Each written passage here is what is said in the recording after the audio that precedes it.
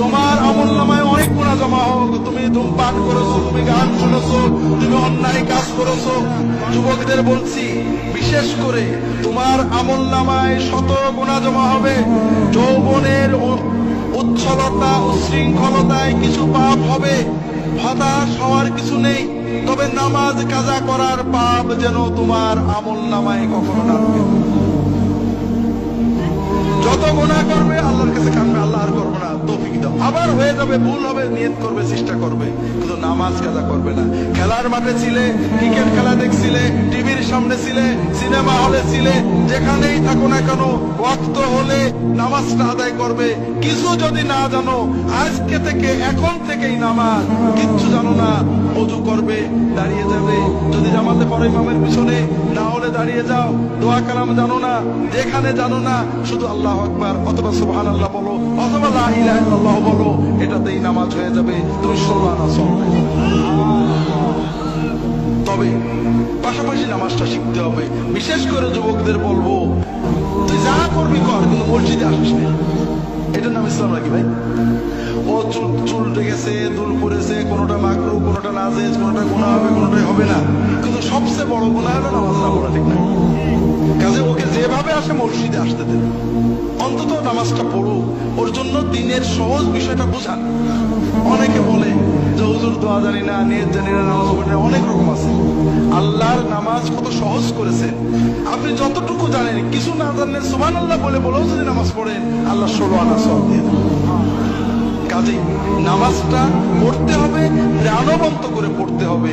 নামাজ আমাদের আল্লাহর সাথে সবচেয়ে প্রিয় সম্পর্ক। আমরা নামাজে অনেক ভুল করি, মেয়েরাও করেন, পুরুষেরাও করেন। আমরা নামাজ যারা পড়ি তারা কি ভুল করি? নামাজ পড়ছি, কিন্তু রুকুতে যে কটাস করে উঠে পুরো না দাঁড়িয়ে আবার সেজদায় চলে যায়। সেজদায় যে তাড়াহুড়ো করি, দুই সেজদার মাঝখানে ভালো করে বসি না। এরকম মুসল্লি কি আপনাদের এলাকায় আছে? তো ভাইরা খুব ভালো করে বুঝুন, আপনি সূরা কিরাত জানেন না, নামাজ হবে। আপনি কোন দোয়া জানেন না, নামাজ হবে। আপনার কাপড় নেই, ন্যাংটো হয়ে নামাজ হবে। আপনার পাক কাপড় নেই, না পাক কাপড়ে নামাজ হবে। কিন্তু রুকু সেজদা আপনি দিতে পারেন, খটখট করে দিয়েছেন, নামাজ হবে না।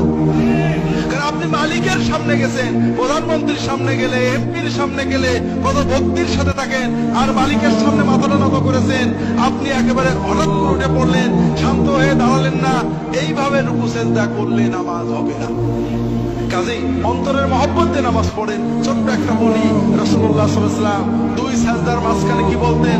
রব্বে গফিরলি। কখনো ওটাই রিপিট করতেন, কখনো বলতেন রব্বে গফিরলি ওয়ারহামনি ওয়ারযুকনি ওয়াহদিনি ওয়াআফিনি ওয়াফু আন্নি ওয়াজবুরনি ওয়ারফানি। দোয়া করতেন। দোয়াগুলোর মানে কি? আল্লাহ আমাকে মাফ করে দাও, আল্লাহ রহমত করো, আল্লাহ আমার রিজিকে বরকত দাও, রিজিক বাড়িয়ে দাও, আল্লাহ আমাকে সুস্থতা দাও, আল্লাহ আমাকে বিপদ মুক্ত রাখো, আল্লাহ আমাকে নিরাপদে রাখো, আল্লাহ আমার ক্ষতি পূরণ করে দাও, আল্লাহ আমার মর্যাদা বাড়িয়ে দাও, ইত্যাদি। দোয়াগুলো কেমন লাগলো ভাই? কোন দোয়া বাদ থাকলো? বড় কষ্ট লাগে। বিপদে পড়লে কত দৌড়ান, কত জায়গায় দৌড়ান, ইনুস খতম করেন, কিন্তু দুই সাজদার মাঝখানে 5টা মিনিট বসে আল্লাহর কাছে সব চেয়ে নেবেন, এটা কপালে জুটে না। কাজেই ভাইরা একটু নামাজটাকে প্রাণবন্ত করে পড়ি। যুবকদের বলবো, তোমাদের সামনের জীবনটা বড় কঠিন, কারণ আন্তর্জাতিক মিডিয়ার মাধ্যমে আন্তর্জাতিক বাণিজ্যিক সাম্রাজ্যবাদ আমাদের যুবকদের যৌবনকে এক্সপ্লয়েট করে বন্ধু করো, গল্প করো, আড্ডা দাও, এটা করো, সেটা করো দিয়ে তাদের জীবনটাকে ধ্বংস করে দিচ্ছে। যৌবনের 35-40 বছর বুঝতে পারবে না যে কি হারিয়েছো। যখন 60, 70, 80, 90 যাবে তখন বুঝতে পারবে, কিন্তু ব্যাক গিয়ারের মতো কোনো সুযোগ জীবনে নেই। যদি জীবন এবং যৌবন দুটোকেই ভোগ করতে চাও, শুধু যৌবন নয়, তাহলে একটু সচেতন হও। অনেক কথা বলার ছিল, শুধু বলবো যে আর যাই হোক, নামাজ ছেড়ো না কখনো।